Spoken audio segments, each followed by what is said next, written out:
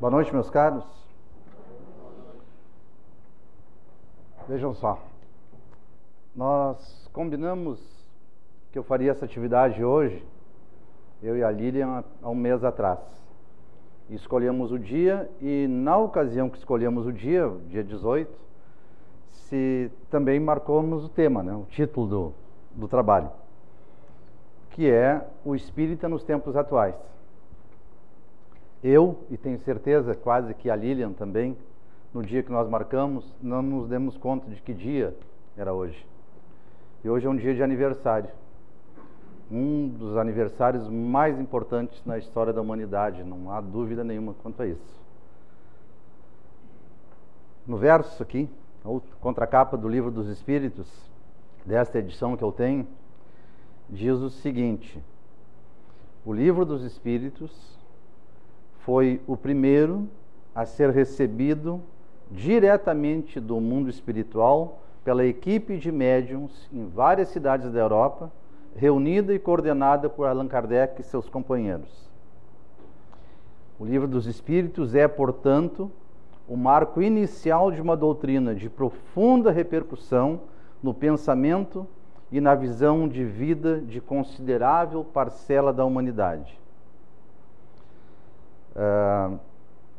No seguinte, tem um trecho aqui que não tem muita importância, mas finaliza dizendo o seguinte: independentemente da crença ou convicção religiosa, a leitura de O Livro dos Espíritos será de imenso valor, porque trata da imortalidade da alma, da natureza dos espíritos, de suas relações com os homens, das leis morais, da vida presente, da vida futura e do porvir da humanidade.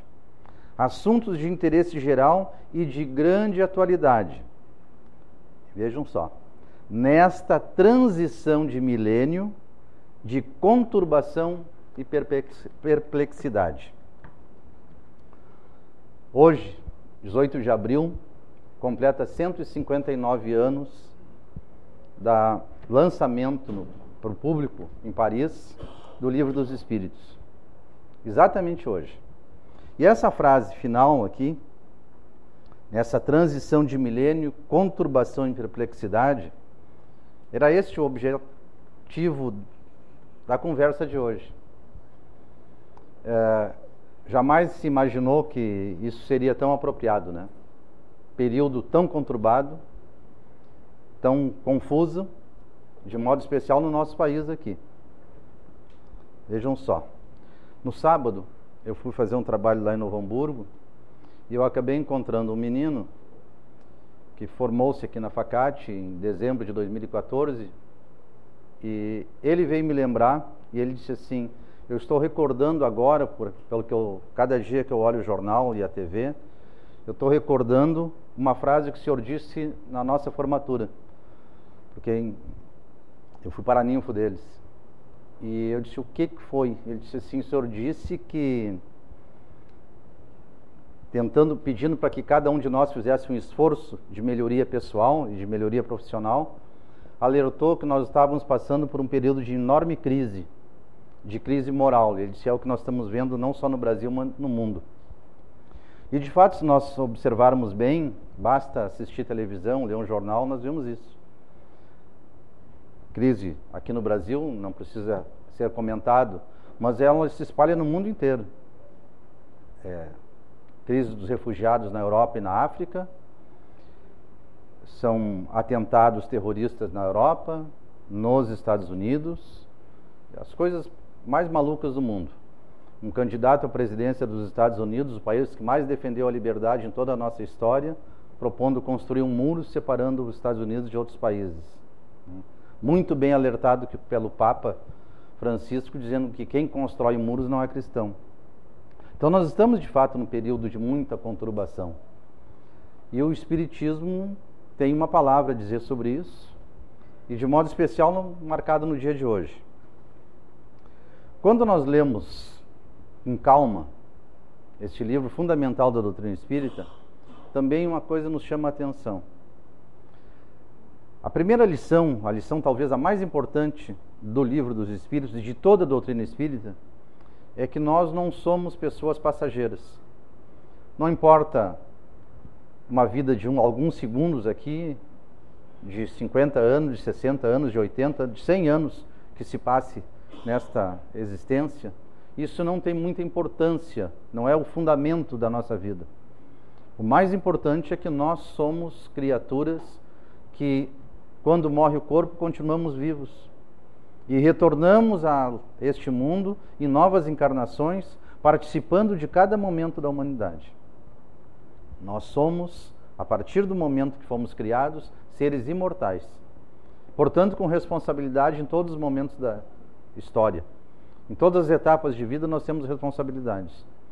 Quando nós conseguirmos, cada um de nós, eu me incluo, evidentemente, nessa condição, de perceber em todos os momentos da vida que nós somos um espírito e não a personalidade que ora mostramos aqui, no corpo que nós temos agora, nós vamos começar a enxergar a nossa história e esses momentos de perturbação de modo diferente. E não haverá mais perturbação, tenho certeza. Uma outra coisa importante a respeito disso é que também o simples exame básico, bem simplório até, da doutrina espírita, nos chama a atenção para um fato muito importante que nós temos dificuldade, todos nós, de olhar. Os acontecimentos que estão acontecendo agora, nos dias de hoje, a raiz dele não está no dia de ontem, mas essas coisas vêm de muito e muito tempo. Os espíritos que contribuíram com a codificação, que falaram com Kardec e com seus companheiros, todos eles alertaram de que nós deveríamos olhar os acontecimentos do dia a dia com um certo distanciamento e tentando observar o que aconteceu no passado de cada um de nós e no passado da humanidade inteira para compreender os dias de hoje. Vejam só, 1857 surge o Livro dos Espíritos. Mas o que aconteceu antes que estimulou o mundo espiritual a, naquele momento, nos dar esse tipo de informações? Que eram inéditas. A humanidade inteira ficou espantada quando recebeu o Livro dos Espíritos, mesmo sendo uma informação absolutamente lógica e coerente. É que o mundo já passava por um período de enorme perturbação, onde o acirramento das relações entre as pessoas e entre os países estava cada vez maior. Eu anotei alguns que são seguramente de conhecimento de todos, mas não custa relembrar.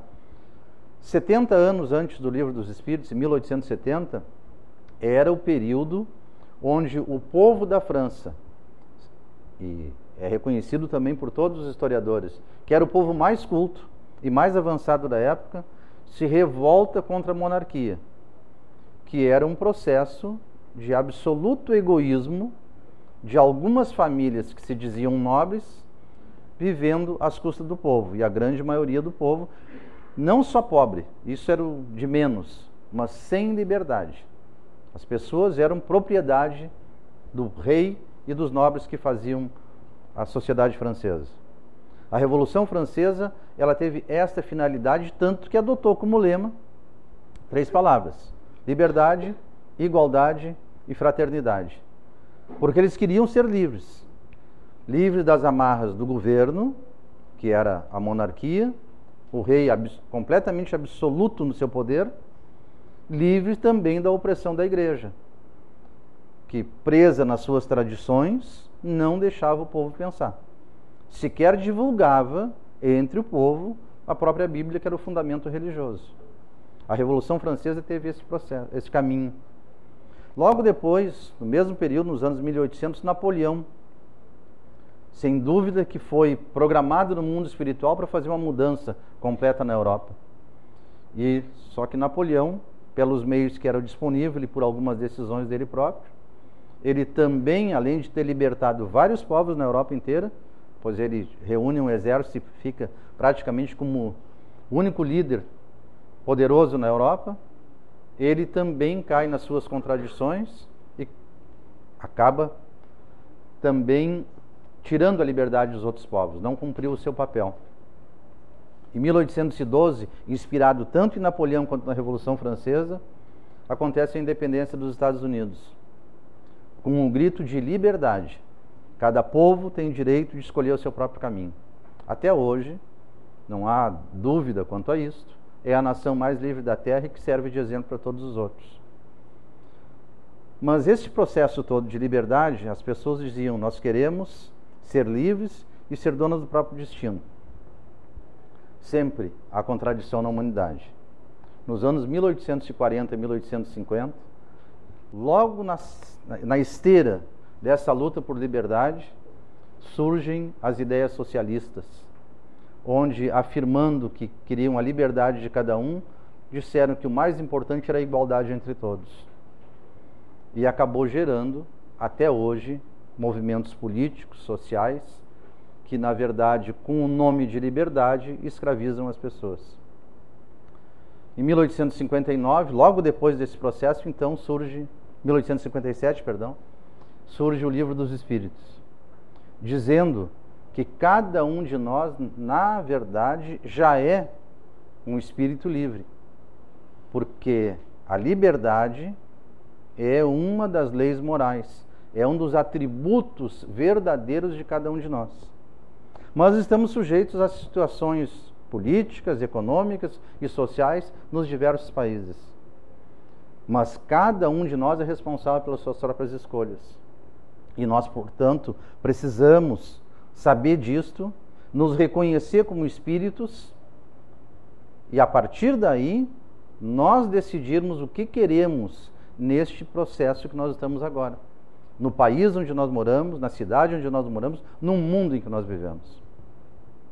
Não dá para deixar de lembrar as palavras de Martin Luther King, o grande líder dos negros americanos, que conseguiu, graças ao seu esforço, ao seu discurso e ao seu exemplo, sacudir a sociedade americana e permitir, lá dentro, naquela que dizia que era a terra da liberdade, conseguir um pouco mais de liberdade para os que eram oprimidos. Ele gritava: eu tenho um sonho, e é um sonho de liberdade. É esse que é o fundamento. Mas nós sabemos que liberdade, ela tem algumas obrigações, tem algumas consequências. Quem é livre decide e não pode colocar a culpa em ninguém pelas suas decisões erradas, eventualmente. Quem é livre tem responsabilidades pela liberdade que tem. E neste aspecto, a doutrina espírita nos chama a atenção de que nós temos uma obrigação enorme conosco mesmo e com a sociedade em que nós vivemos, em cada uma das encarnações. Na questão 917 do Livro dos Espíritos, o Kardec, naquele processo de investigação sobre a realidade espiritual, ele pergunta ao mundo espiritual como é possível combater e eliminar o egoísmo, que é a verdadeira causa das contradições sociais, da falta de liberdade que nós temos, da imposição das nossas opiniões sobre os outros, tanto no campo econômico, político, quanto na vida social. Então Kardec pergunta: como é possível fazer isso?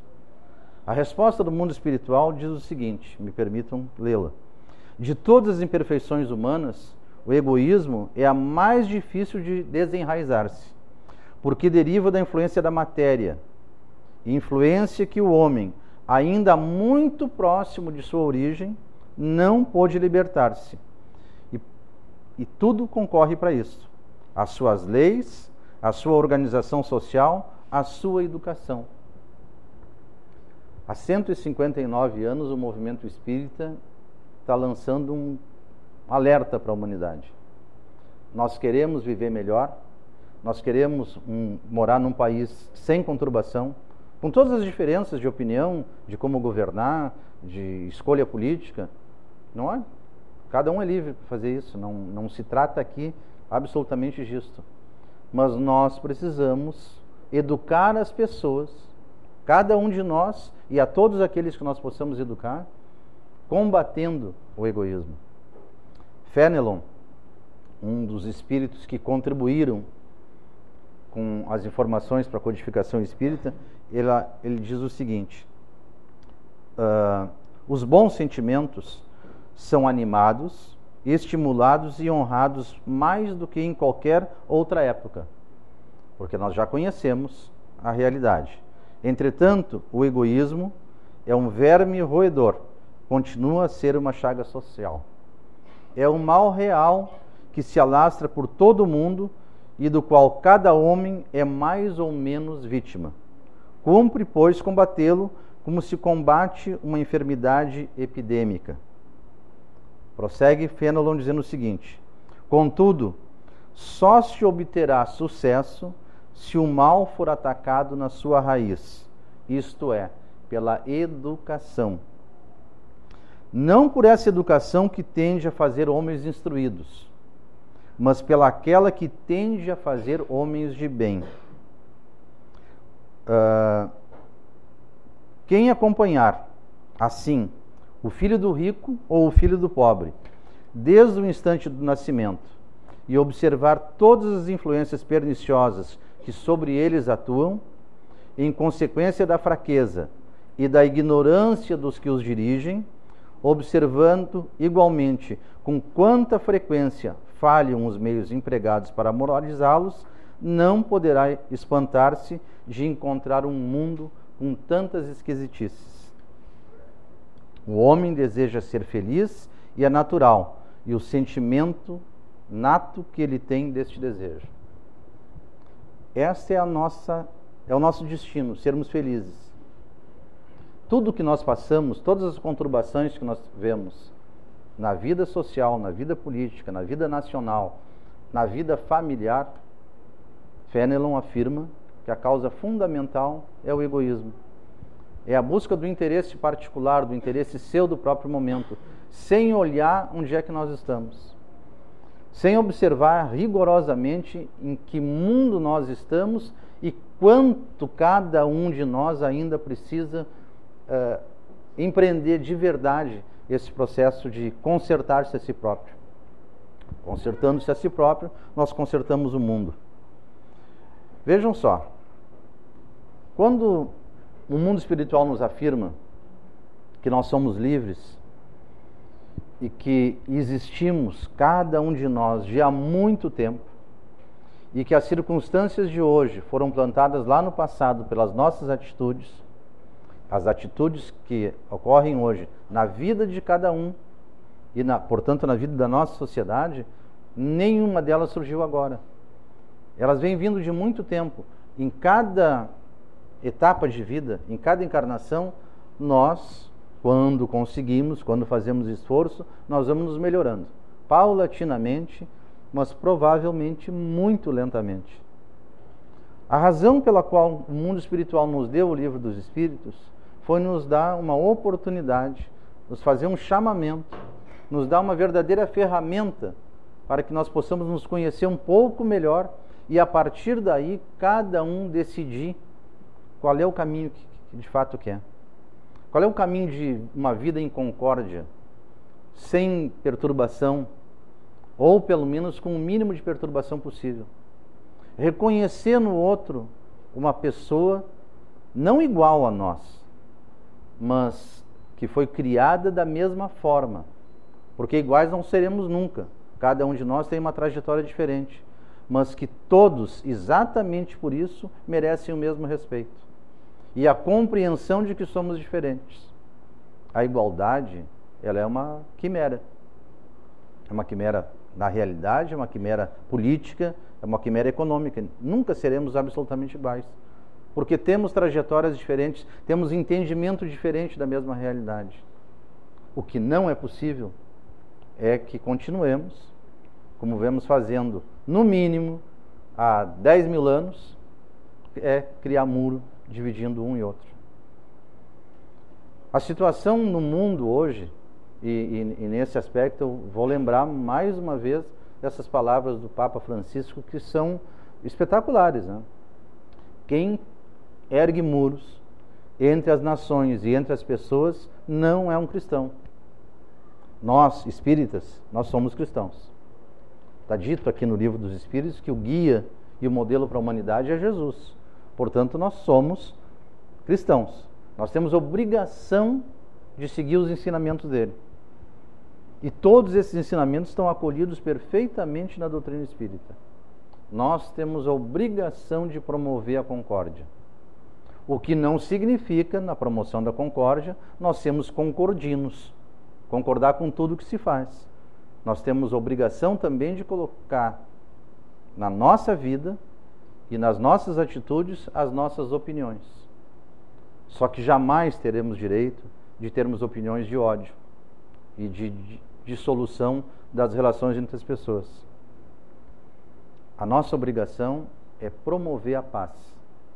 E a melhor forma de promover a paz é cada um de nós combater aquele egoísmo que ainda faz parte das nossas personalidades. Fenelon continua dizendo que o egoísmo é a fonte de todos os vícios, como a caridade é a fonte de todas as virtudes.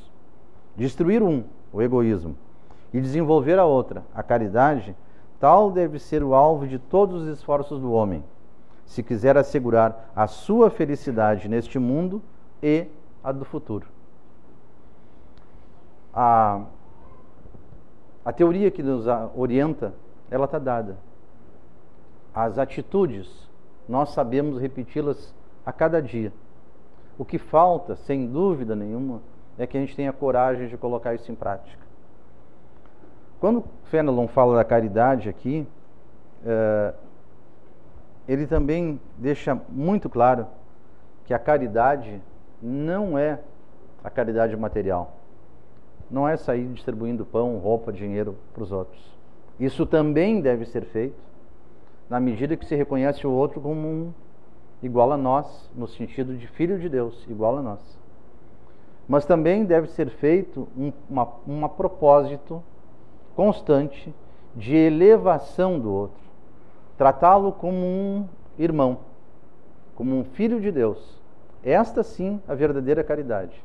A caridade do reconhecimento do outro como aquele que vive uma experiência diferente da nossa, que nós talvez já tenhamos vivido no passado ou provavelmente viveremos no futuro. Este sim é o sentido de caridade que Fenelon responde em várias páginas deste livro, nesse processo. Aí ele alerta: se sua dependência na ordem social colocou outros homens, trata-os com bondade e complacência, porque são exatamente como tu, criados por Deus. Usa da tua autoridade, quando a tens, para levantar o moral e não esmagar com o teu próprio orgulho. São conselhos que no dia a dia nós devemos reconhecer como extremamente difíceis. Mas nenhum de nós veio à vida para passear. Nós viemos aqui desenvolver as nossas capacidades, desenvolver a nossa moralidade, ampliar a nossa possibilidade de felicidade no futuro.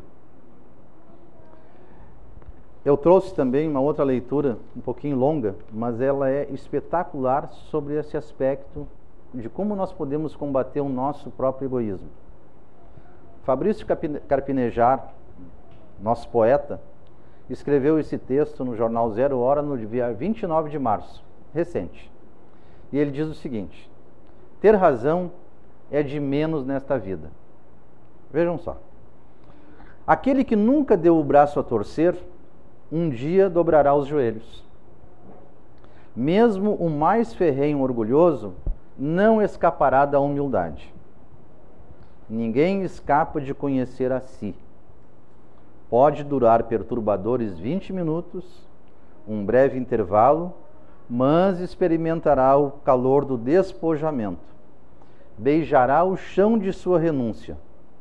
Os ouvidos se abrirão para as batidas na porta e as vozes na janela. Pode ser uma consciência rápida e provisória, não importa. Só que ele sentirá na pele o tamanho da falta em seu corpo, o tamanho de suas falhas, o tamanho de sua teimosia, que afastou de perto todos os que realmente o amavam. Mesmo o mais frio orgulhoso perceberá, por um fundo relance, que não tinha razão, que seguiu a intolerância, jurando que era temperamento, que desenvolveu o egoísmo, jurando que era independência, que vigiava o túmulo, jurando que era o seu berço. Estará desamparado em sua esperança. Não restou sequer uma companhia para acreditar em suas mentiras. Mesmo o mais insano orgulhoso cansará das explicações e das justificativas, dos detalhes e dos álibis para aliviar a sua responsabilidade. Mesmo o mais endurecido orgulhoso verá em algum momento o que perdeu e o valor daquilo que colocou fora. Seus olhos brilharão confusos, vermelhos, aflitos. Terá uma clareza absurda do que foi e da prisão que criou para a boca. Será uma tempestade de lucidez encurvando as árvores e as certezas. Conectará os fios das lembranças, fazendo a saudade funcionar plenamente pela primeira vez em sua casa.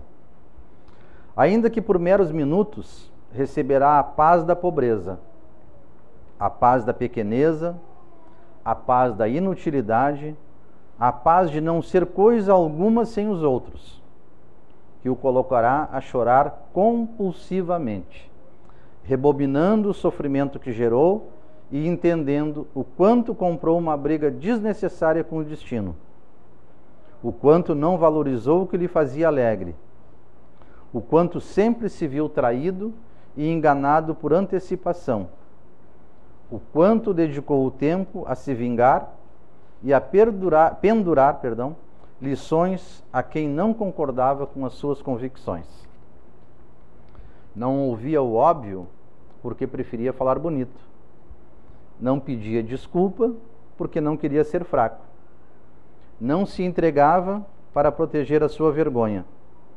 Emburreceu a emoção procurando ser inteligente. Tudo o que combateu racionalmente, tudo o que contestava, desaparecerá e amargará exatamente o contrário do que pregava. Virá um arrependimento por ter se defendido excessivamente a ponto de não ouvir a posição contrária, preocupado apenas em não ceder, interessado em ganhar a discussão, custe o que custasse, pena que custou a própria vida.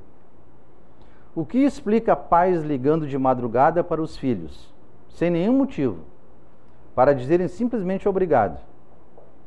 Filhos surgindo na residência dos velhos pais, cheios da gentileza do remorso. Ex mandando mensagens décadas depois, do nada, para se penitenciarem de uma deslealdade. O desespero não tem hora para derrubar as reservas e as defesas. O desespero é sol de noite, é luz da pele no quarto escuro. Nem um orgulhoso mais renitente foge do encontro com a verdade. Pois Deus vem, sempre virá, na forma de terapia ou simpatia, na bênção ou no isolamento. Nunca é tarde demais para Deus. Que essa leitura de um texto comum, profano, um texto de jornal, mas quando eu li, entendi que profundamente inspirado nas palavras de Jesus. Carpinejar não é espírita. Carpinejar, por ele que ele próprio declara, ele é católico, seguidor da Igreja Católica, do modo bem tradicional. Mas afinal de contas, nós todos somos seguidores do mesmo. Jesus é absolutamente o mesmo para todas as formas de respeito à mensagem dele. E nós, os espíritas, que hoje estamos nesta data de verdadeiro aniversário, para nós e para a humanidade inteira, nós temos que fazer alguma coisa. Nós estamos sendo chamados há 150 anos em promover essa concórdia. Nós só conseguimos fazer isso na hora que nós nos dermos conta exatamente desta nossa condição. Espíritos imortais, transitando em diversas vidas, mas com a obrigação de levar esta ideia, esta mensagem do próprio Cristo. Nós todos somos criaturas de Deus criados por Deus com um fim objetivo e específico, de alcançarmos a felicidade.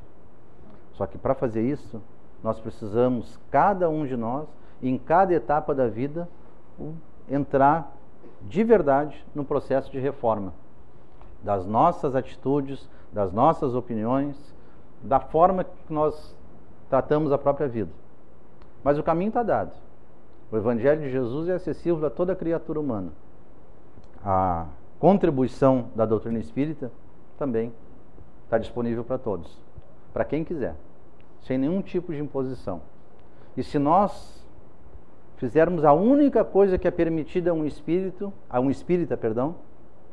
em termos de divulgação da doutrina espírita, segundo o próprio Kardec, porque vejam só, Kardec, num determinado momento, 2 ou 3 anos depois dele ter publicado o Livro dos Espíritos, ele foi indagado por um companheiro que estudava com ele, dizendo assim: nós devemos criar, Kardec, um sinal que nos distinga uns dos outros.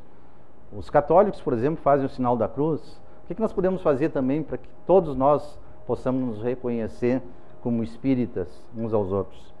Aí Kardec disse: nós não podemos fazer absolutamente nada, porque essa lição já foi dada. Jesus disse: se reconhecerá os meus discípulos por muito se amarem.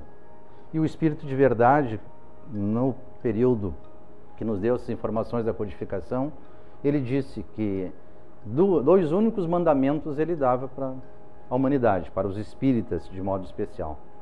O primeiro mandamento é que nós devíamos nos instruir para poder compreender a própria vida.